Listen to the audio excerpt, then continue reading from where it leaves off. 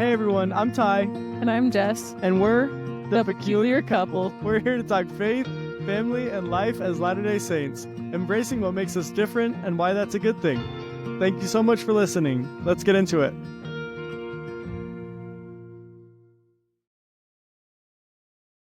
All right, what's going on, everyone? Thank you so much for joining us. Today, we're bringing up a topic that I'm actually really excited to talk about because my wife is so phenomenal at living it, whereas I'm kind of terrible, and so I have a lot to learn. So I'm hoping to genuinely learn a lot while we talk today. So what we're talking about today is the word of wisdom. The word of wisdom is a law given, originally it was given just as a word of wisdom, but I kind of want to lay out the historical context of the word of wisdom real quick. In 1833, Joseph Smith set up what's called the School of the Prophets, correct? Where a bunch of the men in the early church would come. Remind me the house that they were coming to. Was it the... I'm not sure about this, but I think it was the red brick store. I think it was the upstairs of the red brick store. Okay, that sounds right. You know church history way better than me, so that's why I'm kind of relying on you for that. But yeah, so they were in the upstairs of the red brick store. Fact check us on that. Yeah. But anyway, and this is in 1833. So what would happen is they would come to the School of the Prophets. It's essentially just a place where they would come together and learn. Joseph would help teach, deeper doctrine to help the men understand, deeper things about the gospel, and they would be chewing tobacco during these lessons, these meetings or whatever. And afterward, Joseph and Emma specifically, I think more than anyone, was having to scrub the floors of all the tobacco because they were just spitting it on the floor, and it was absolutely disgusting and vile. They were just smoking it, and the room was filling with smoke. It was just gross, right? And so it led Joseph to be like, maybe I should inquire of the Lord about this because Emma keeps bringing it up of how disgusting this is. And so anyway, so Joseph goes to the Lord, and the word of wisdom is the result of him going to the Lord and asking that question of hey, what ought we to do here? And anyway, so the Lord proceeds to give him the word of wisdom. And one of my favorite parts about, and by the way, this can be found in D&C 89. Most of you probably all know that, but just in case, Doctrine and Covenants 89 is where the word of wisdom can be found. And one of my favorite parts, I think a verse that gets skipped over quite often with the word of wisdom is in the very beginning, in verse 4. And I'm just going to go ahead and read it. It says, it's essentially the reason, one of the big reasons why the word of wisdom was given. And it says, in consequence of evils and designs which do and will exist in the hearts of conspiring men in the last days. And I just think that's so fascinating and so prophetic that there will be evils and designs which do and will exist. Okay, well, what are those evils and those designs in the hearts of, these conspiring men? Well, sorry, I'm kind of jumping ahead here, but we've got big tobacco, right?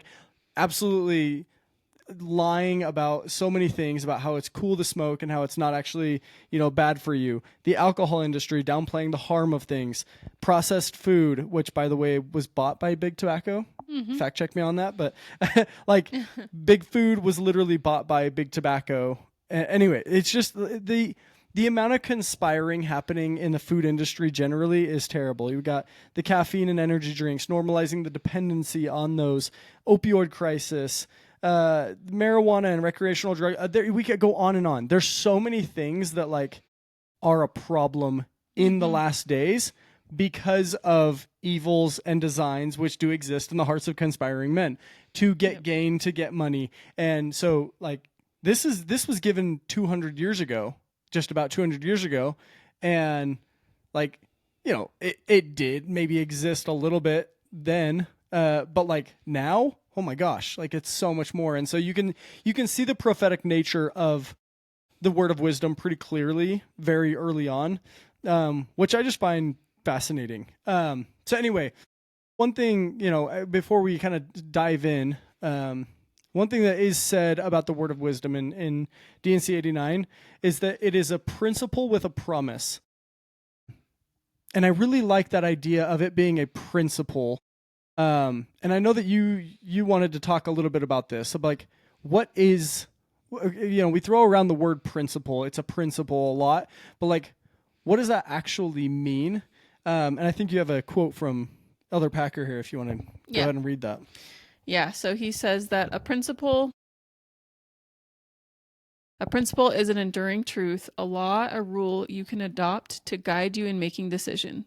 Generally, principles are not spelled out in detail. That leaves you free to find your way with an enduring truth, a principle as your anchor. And so I think, a lot of people can get caught up in, okay, the word of, the do's and don'ts. The word of wisdom says don't have alcohol, don't have tea and coffee, tobacco, and, do have fruits and vegetables and grains and meat. And, like sometimes you can just read those things and just think that's all that it is. That's all that there is to it. Yeah, it's so rigid to just those things. Right. Yeah. But when you think about all those things that it says don't have these things, what do they all have in common? They're all things that are habit forming and addictive. And so if you use that as a principle, then you want to avoid anything that is habit forming and addictive, which is sugar, it's energy drinks, it's all of those different things. Sorry everybody, but it is dirty sodas from Swig. We're not saying necessarily that that's okay, well that the word of wisdom, and that you can't have a temple recommend if you're drinking a dirty soda from Swig, but I think that it falls under that principle. Like if we want to live the higher way of truly living the principle of the word of wisdom and therefore get the maximum amount of blessings out of it, then we probably ought to avoid as much as possible dirty sodas from Swig or whatever it is. That can any processed food. That's exactly right. Or just is very harmful for our bodies. Yeah. Yeah. And so I like you said, I think that we get so caught up in the specifics, and in 2019, granted, the church did come out and clarify, I think 3 specific things. I think it was green tea, coffee, and vaping. Okay. Which was fascinating. So they did come out and clarify 3 specifics. But I think, again, it comes down to there are the specifics and there are the things that are required that we avoid to be able to hold a current temple recommend. But I just think that there's that higher way that we ought to be living. Like if we genuinely, because here's the thing, the goal is not just to be able to attend the temple. Obviously, attending the temple is great. It's a great start to be able to have and hold a current temple recommend. But in the end, the goal is to be transformed through the atonement of Jesus Christ and become more like him, and have complete and total control. Our spirit have more control of our bodies rather than the exact opposite. I in my opinion, I think that's the broader principle here, is that we ought to be striving to be more like Christ and be totally in control and live that celestial law. And that's going to require sacrifices. Like if you genuinely are finding yourself addicted to something, reliant on something, whatever it is, I think it's probably time to realize that, hey, that's maybe something that I ought to sacrifice. Yeah. Yeah. And it's like if you go to a temple recommend interview, they're not going to ask you, are you addicted to sugar or are you addicted to this drink or whatever? They're just going to ask you, do you keep the word of wisdom? And it's going to be that specifically referring to the coffee, tea, alcohol, those things.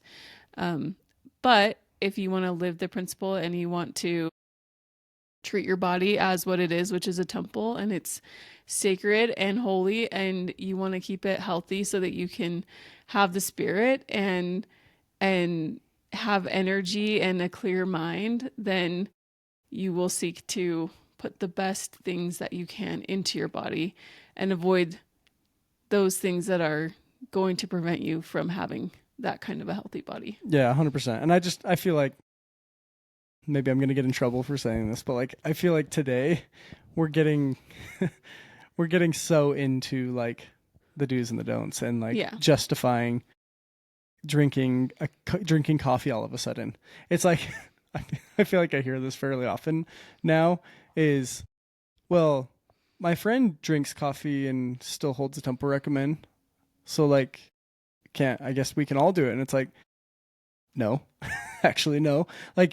That one bishop might be afraid to like kind of hold to that standard that the church has set, the prophets have set, which is the Lord's setting, like that doesn't, and it goes back to, I think it was the first episode that we did. Are you measuring yourself against God's standard, or are you measuring yourself against the world's / everybody else around you? If you're using everybody else around you, you may be able to, skirt by and get away with certain things, but like, are you getting the maximal amount of blessings and truly like living that higher celestial law that God would have you be living? Like, no, we're not. And so like, I don't know. I feel like we're trying to justify little things here and there. And one thing I've noticed, and I bring this up a lot to you / everybody else, but like, it kind of feels to me like the church generally is moving toward a much more principle based style.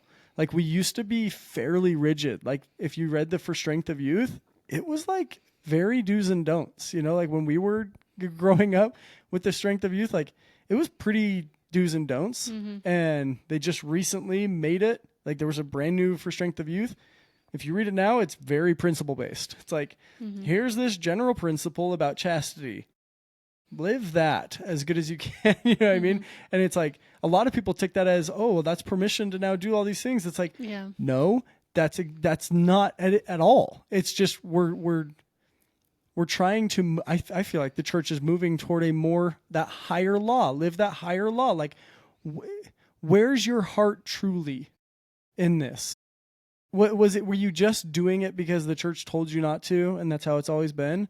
Or were you not doing those things because you genuinely wanted to be as aligned with God as you possibly could be? Like, your heart is aligned with Him as much as you can be. Like, I just feel like the church moving toward this is, for lack of a better word, exposing a lot of people and where their heart truly is set. Is it on, well, I want to be like the world and feel cool, but I still want to be able to hold the temple recommend. It's like, or do I truly want to be all in on Christ's gospel and helping build His kingdom or not? I don't know. And so I just feel like this whole thing, like it seems like everything is moving toward much more principle based, and we're having to, as members, I think like Packer said, we use it as a guiding principle. They're not spelled out in detail. This leaves you free to find your way with an enduring truth of principle as your anchor. It's like, you're free to choose, but I think Bednar said this, like, free agency is not just to be used as like, I do whatever I want. No, free agency is to be used to do what God would have you do. And so I think like we need to set our hearts on the things of God and His standard. I said at the beginning of the episode that like you do a phenomenal job at living the word of wisdom, in my opinion. And I think, objectively, I think what you're saying is the principle of living the word of wisdom, you do a phenomenal job at. Like you like, but you didn't always. And so I'm curious to hear like your journey to get from where you were of eating a bunch of junk food to now eating as healthy as you do and making my life sometimes miserable because just kidding. Every single night. No, it's good. It's just an adjustment. It's just an adjustment. So I'm curious to hear your kind of journey through that of. Yeah. So just growing up as a kid, I ate absolutely terrible. I never ate fruits and vegetables. I just basically lived off of processed garbage, cereal, mac and cheese, all the good stuff. Rice Krispies. Rice Krispies, lots of Rice Krispies. And I did that for years and years and years. And I was actually like almost anti-health, which sounds weird, but like I remember going to a friend's house once and we were making sandwiches and I was choosing white bread and this guy was like, that's really bad for you, right? And I was like, why would I care? Like I was just like, I do not care. This is the good stuff, you know? Yeah. And that was my mindset for most of my childhood. But then when I was in I was a junior in high school. I just out of nowhere, I got really, really sick. And I was sick for like several months. I had no idea what was going on. And it was just like everything I was eating was making me feel sick. And I never went to a doctor, never had anything tested. But I just kind of started doing like trial and error. Yeah. So dieting. like, at what point did it like occur to you like this might be caused by my diet? You know, because Just I feel because like when I would eat, I would feel sick. okay, interesting. so it was And just you like- would just take note of that. Yeah. And so Fascinating. it was just like, okay, if I eat wheat bread, I feel better than when I eat white bread. And it was just like kind of trial and error. Okay, obviously when I eat junk food, I feel terrible. And like it's so obvious, but because I was sick, it was like the good things made me feel good, but like the bad things made me feel really, really bad. Was it a conscious decision to be like, hey, I'm gonna try out? You know, like you used to be very against eating white bread because you wanted to, or eating wheat bread because you wanted to eat white bread. Was it a conscious decision to be like, you know what, maybe those people have a point, and I'm gonna just try it. I'm gonna experiment, or was it like you just randomly happened upon some wheat bread, you ate it, or that was the only thing available, you ate it, and you're like, wait a minute, I feel way better eating. Like, what happened? I think it was more like random almost. Interesting. But yeah, I don't think it God was was a just conscious placing wheat bread in your path. Try this, I promise it's better. I don't remember having like this conscious moment of like, oh, the people were right, you know? Yeah. I mean, there weren't really any, there wasn't, I mean, that was kind of like a one-off experience, but there weren't really any people in my life that were like health gurus. I mean, I guess like my neighbors were a little bit that I grew up a lot with, but like they were never trying to like push it on me or anything. Yeah. So yeah, I feel like it was just, but it's been a while, so Fair enough. I just don't remember. Fair enough. And so I think at that point though, it's not that I was like becoming suddenly like into health. It was just I want to eat this way because I feel way better. I don't feel sick anymore. Well, and correct me if I'm wrong, it wasn't like an overnight thing at all. No. That like all of a sudden you started eating super healthy. No. And a lot of the things that I was eating, like I thought that they were healthy, but they were healthier than what I was eating, but they weren't exactly healthy. Like maybe I was eating honey bunches of oats, not to shame you because you were just eating 100%. Literally just eating them. It's not like the worst thing in the world. It's better than like probably Captain Crunch, but it's still a processed sugary food, you know? And so it's like I was eating healthier, but like thinking I was eating really healthy, but like they weren't like super, super healthy. You know what's so funny about that? I remember going to Andrew, I'm going to call you out right now, Andrew Hollis. I remember like, because my house was filled with the Captain Crunches, the Frosted Flakes. And I remember when I'd go to sleepovers at Andrew Hollis's house, they always had honey bunches of oats. And I was always just like, these guys have the healthy cereal. I thought it was like, I genuinely thought it was like the healthy cereal. Like they were being so health conscious by having honey bunches of my oats. best friend had like grape nuts at her house, which was like just rocks. It literally looked like the healthy. Yeah, you think of it as the healthy look cereal. like rocks. Totally. Like I still to this day think if I buy honey bunches of oats, I'm buying the healthier cereal. You know? Yeah. Which is just hilarious. Yeah. And maybe it is slightly more like healthy. it's less sugar. Anyways, yeah, exactly. That's a whole nother story. But so after doing that for a while, I feel like it was just very gradual. Like I would just I just started eating a little bit healthier. I don't know. Like I started to become a little bit more passionate about it. I cared a little bit more about it, but it wasn't until I want to say like 21 or 22, and I started training for an ultra marathon. And had you been running marathons at this point already? Yes.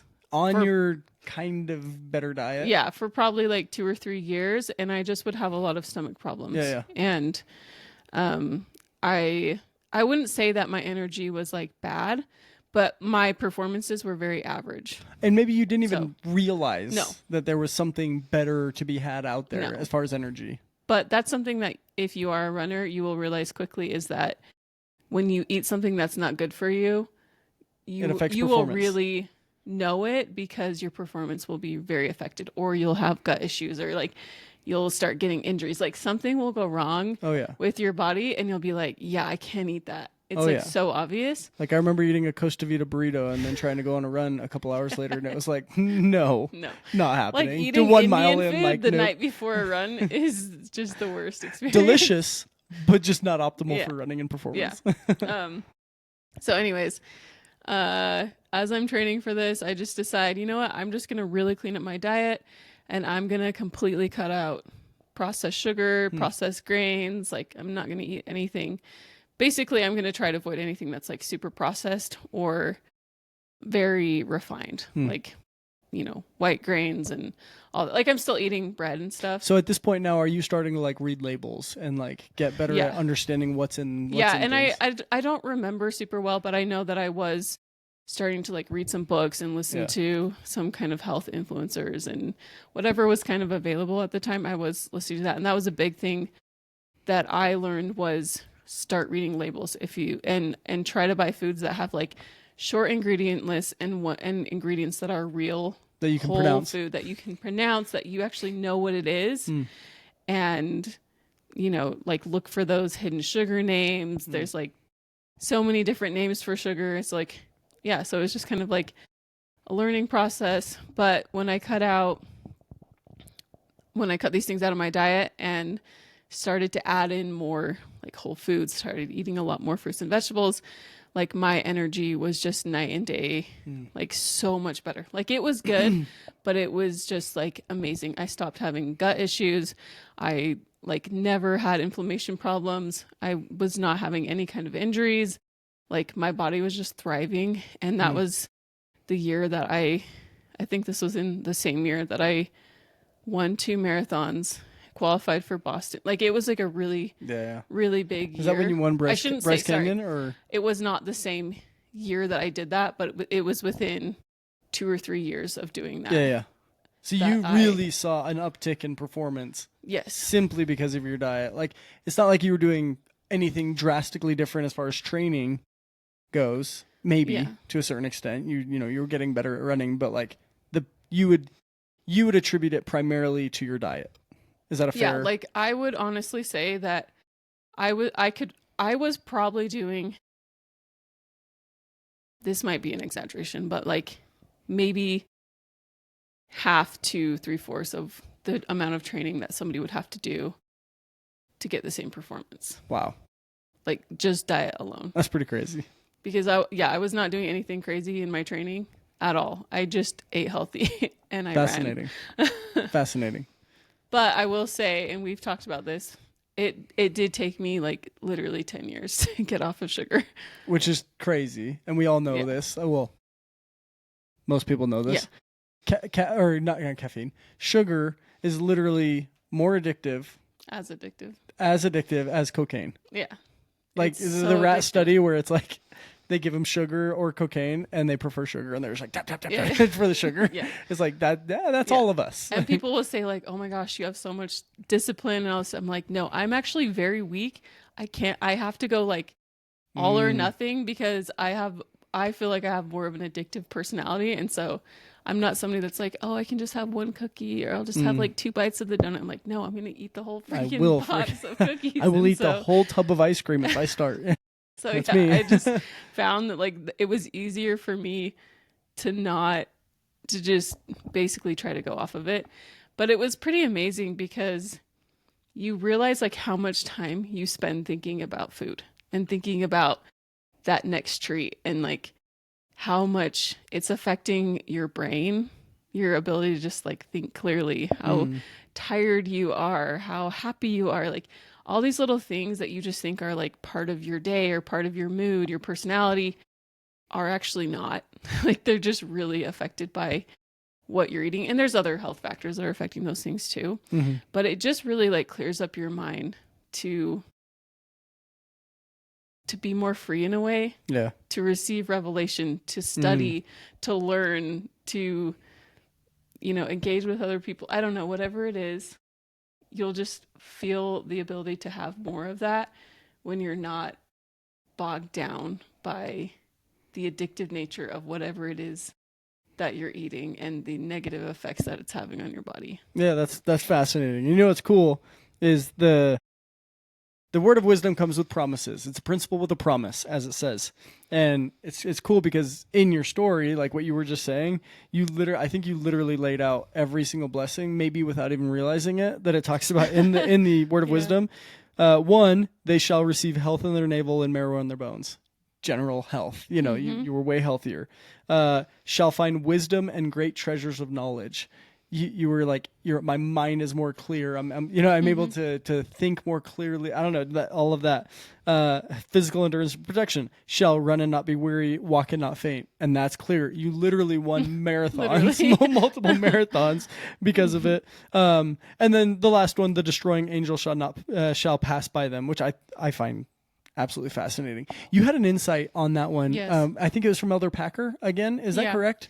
You mind so going over he that? was saying that in this scripture is not referring necessarily to physical death, but it's referring to the angel passing over you in terms of a spiritual death. And the thought that I had about that is going back to what we were saying about addictions. Addictions can so easily lead to spiritual death. And so when we free ourselves from addictions, that is one of the greatest things that we can do to prevent ourselves from spiritual death, but also just goes back to that clear mind, that being able to receive the Spirit and being able to receive that guidance and direction. Yeah, that's really cool. And, with addictions, your body is now fully in control. Your body and its appetites are fully in control because your soul is your body and your spirit together, right?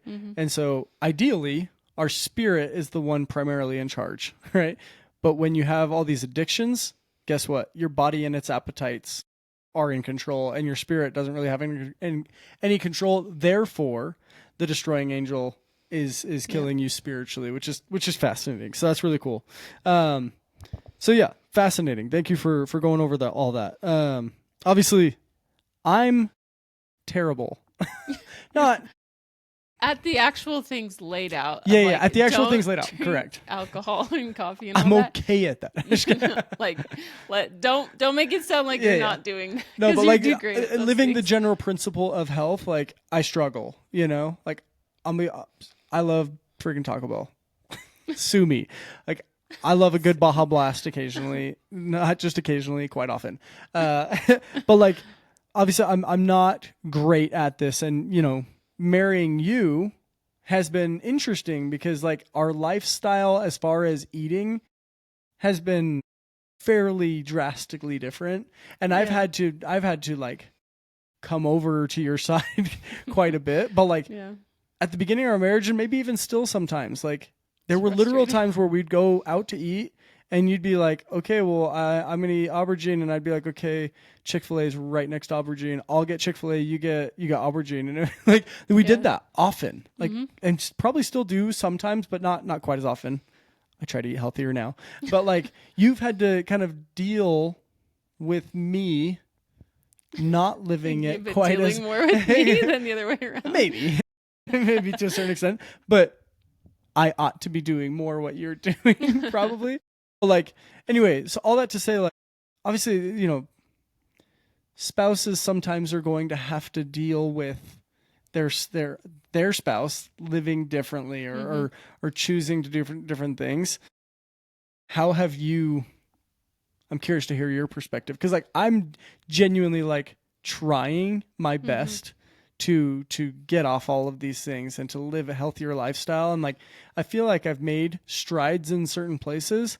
Sometimes I fall back, often back into like drinking soda more than I ought to, or like eating more cereal than I ought to, like, but I'm genuinely making strides. And I feel like there's been definite moments where like I'm open to being taught, like you'll send me something or I'll read something independently on like health and be like, wait, I'm really curious about this. And so I'll ask you questions or like, I'll genuinely try to eat a little bit healthier, but I fall back.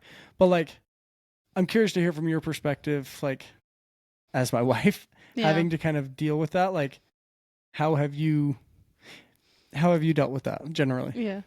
Well, first of all, I was going back to just dating. I actually really appreciated that you were completely willing to accommodate the way that I ate. And it's not that it was like insane, like I couldn't eat anywhere, but I didn't feel like you cared. It was just like, no, like let's just eat together. We'll figure out a place we can go together, or you'll get your thing and I'll get my thing. And I always respected it, by the way, like 100%. And not just like respected it as in like allowed you to do it. allowed you. 'cause, like, Stupid, but you get what I mean. Yeah, because I mean, I told you this before that like there were other people that I dated that were like basically like, I can't date somebody that doesn't eat treats, So and it was odd. like a deal breaker for them, and like that's okay. But I just appreciated that like you didn't care. It was like, no, I want to hang out with you. Yeah, totally. So like, Yeah. I think just kind of like it was bringing in that mutual respect of like you respect how I eat, so I'm gonna respect how you eat, and I just have, I guess, a respect for how difficult it is because I went through it for years and years and years, trying to get off sugar, trying to like quit those. I know how delicious and addicting those foods are, and I know how difficult it was for me. So I'm not going to judge anybody who's taking their time to like make those switches and to get off of those things. And I just don't think you can force anybody to do anything or to care about something that they don't care about. And so it's just, like you said, when you're open to being taught, then we'll have the conversation. And I could probably push you a little bit more, but that's just been what I've found is that like people will come to you when they're ready. Like I've had people that will kind of make fun of me for the way that I eat, but then if they start to have health problems, they'll come to me. Jessica, I really need help. Like, and it's not something that I'm like laughing in their face, like, haha. Told you so all along. Yeah. No, it's just like, no, I'm genuinely excited that you want to be healthier and that you saw me as someone that you could come to. And it's like, cool. that's kind of how I try to see it is like, I'm not going to force you, but when you're open to being taught, like I will teach you as much as I can and I will encourage you. And a lot of it is just, a lot of my influence is by example, but also just I'm the one who's picking out most of the foods at the grocery store. I control what's going in our dinners. If we go out to eat, I don't control what you eat, but for the most part, the meals that I'm preparing for our family, they're healthy and I'm controlling what's going to that. So just kind of by default, you are eating healthier. Yeah, it's really cool. Yeah, and you've done a great job. Like I've never felt super pressured into like, hey, you gonna put down that, whatever. Are you gonna stop eating? I'm gonna like if you were like throwing away the cereal all the time, like it would probably just really annoy me, and I'd probably just eat cereal harder. I mean that whole saying, like it'd have to be like really, really bad for me to just like throw it out. Yeah, like I feel like it would. I don't know, but like it would start to affect like our relationship. I'd just be like, "What the heck are you doing?" You know what I mean? Like that would just bother me a lot. And so like I've respected that you've stayed patient. I always go back to this, but like the DNC 121. It's not through coercion. It's not through force. It's through persuasion, which looks like long suffering, patience, meekness, kindness, all those things, right? Like that's how we ought to handle those things. And so yeah, like if you've got a spouse who's maybe started drinking coffee, and you're like you start to notice it, like that's hard because like, hey, we've made a covenant to live these laws and like I want to be able to go to the temple with you and I want to be able to have an eternal marriage. So it's like if you've got a spouse who's like started drinking coffee or let's go more extreme, started smoking weed or or drinking alcohol, like that's no joke. And so like I think but it doesn't mean that you can't have the conversation with your spouse to kind of sit down. Like we have every Sunday night we try to do like a check-in with each other where we ask each other specific questions that we've laid out. How are you doing spiritually? How are your needs being met? All of those things that couples probably ought to go over on a fairly regular basis. Like we have time set apart every single Sunday to do that. And I feel like that would be a really good time for us to do that, where you can be like, hey, I love you. And I'm like, whatever, you can set the stage, make sure that there's the safe space. But then be like, hey, I've observed this thing. Can we talk about it? Can I know what's kind of going on, and allow them to kind of, leave it open ended, allow them to kind of talk, and then ask them, is it okay if I tell you like how that's making me feel, and like kind of what I think about it. Like it's not an easy conversation by any means, but like we have to be able to have hard conversations and do it in a peaceful way. And so, yeah, anyway, all that to say, like, again, if you have a spouse that's struggling, don't be afraid to talk to them, but make sure you do it in a kind, compassionate manner. But like, be straight up, like when it says in DNC 121, I found this fascinating. I just learned this recently.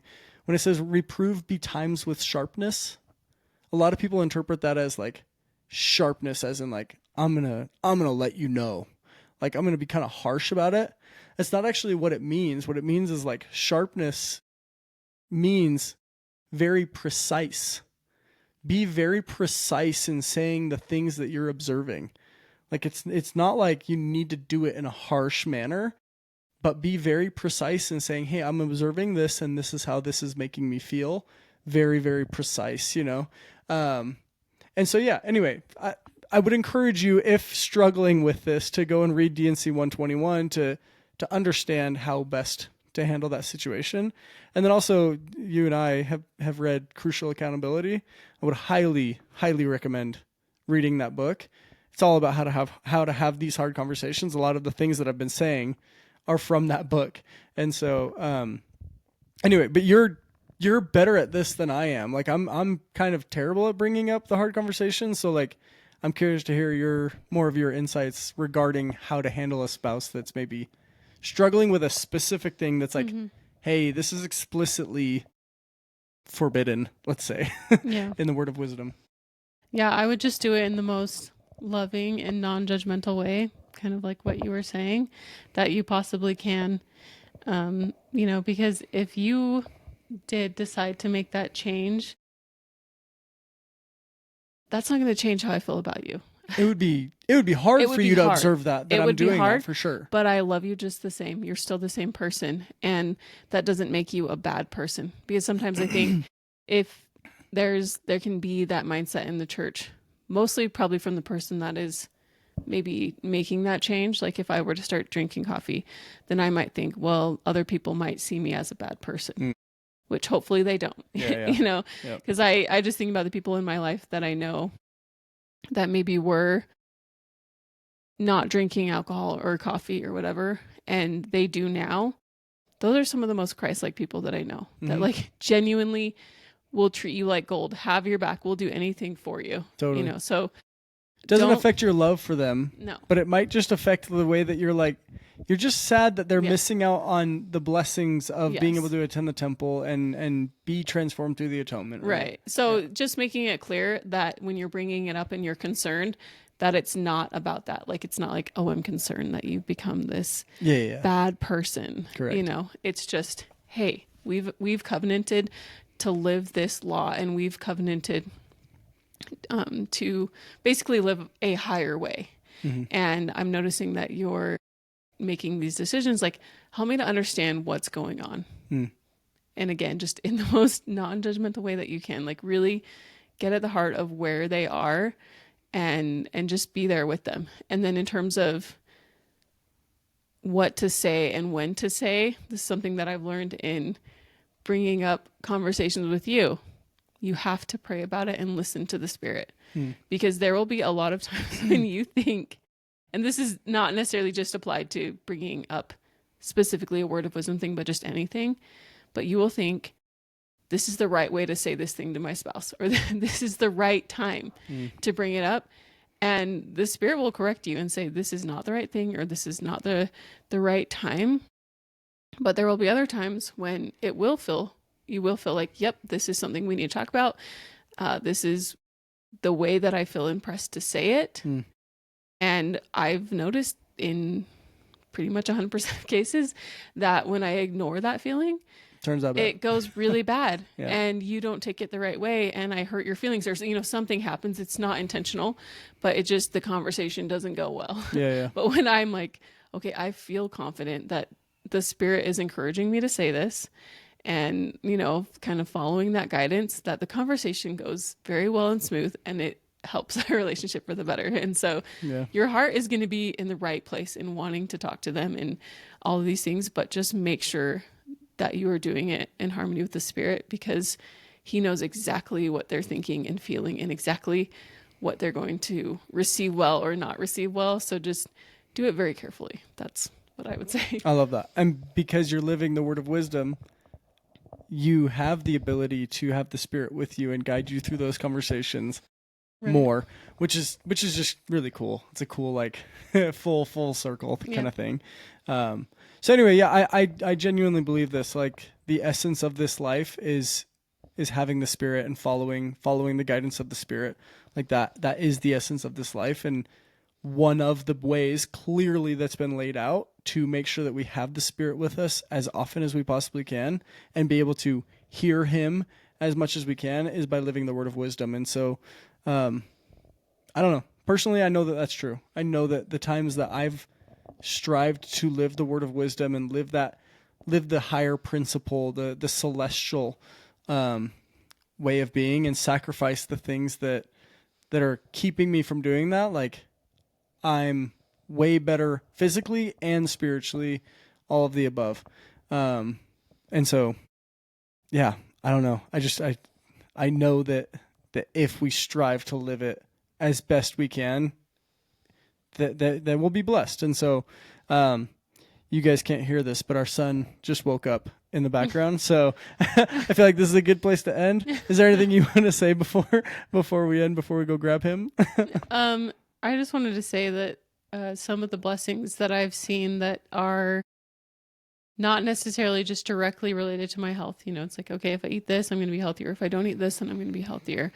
But one of the blessings that I've seen from living the word of wisdom is being able to be guided to make general health decisions for me and for our children and for our family, not just about diet, but about what decisions were right in my pregnancy, in giving birth, in vaccinating choosing making a decision on vaccination for our children, making a decision on circumcision, all of those things. I feel like the Spirit has guided me generally because I am seeking to be healthy and for our family to be healthy. I feel like I am led to the right sources that help me to make those decisions. And so I think that, and I'm not saying that this is like a promise by any means, but that's just been my personal experience, is that when you are really striving to live that principle, you are striving to live as healthy as you can, and you're opening yourself up to the Spirit guiding and directing you to to not only just teach you directly through the Spirit, but will guide you to the right sources to help you to make decisions for all areas of your health. And also for food, because, we've talked about this, that like there's so many different diet trends, and there's people that are saying that you should never eat grains or you should never eat meat. And now people are saying that vegetables are toxic, like there's just so many things that it's like, well, how do you know what to believe? And then for some people, eating a lot of meat is good for them because they have an autoimmune disorder or, you know what I mean? And so it's just like every body is different, and the Spirit can help you to know what is the healthiest diet for you. And so just living those basics of, taking those things out of your diet that the word of wisdom tells you to take out, and then just opening yourself up to the Spirit to know what are the healthiest things for you personally, but also take that to the next level of general principles of health in your life, whether it's exercise or your spiritual health, whatever it is. Yeah, I love that. Well, awesome. That was, I feel like we covered a lot, and super fascinating topic. Something, again, like I always say, plenty I have to learn from you, but I'm glad I married you to help me along the way. So it's awesome. Thank you guys for joining us on this episode. Really appreciate it. We're going to wrap this up. So stay peculiar. Thank you so much for hanging out with the Peculiar Couple. Remember, being different is a good thing, so embrace it, live it, and love it. Until next time, stay peculiar.